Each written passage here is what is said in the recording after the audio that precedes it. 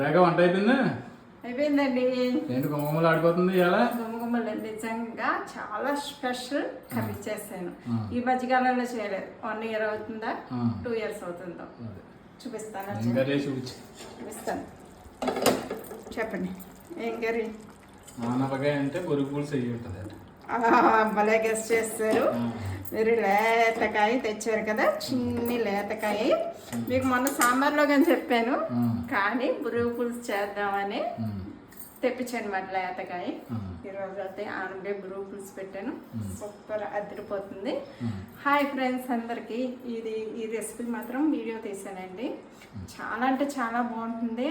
లేత ఆనపకాయ తీసుకుని దానికి ఘాట్లు పెట్టుకొని చక్కగా వండుకుంటే భలే ఉంటుందండి. మటన్ చికెన్ కర్రీ కూడా సరిపోదు, అంత టేస్టీగా ఉంటుంది. ఇంకా వీడియో రెసిపీ పెడతానండి. ఇంట్రెస్ట్ ఉంటే చూసేయండి. మన వీడియో నచ్చినట్టయితే లైక్ చేసి, షేర్ చేసి, సబ్స్క్రైబ్ చేసి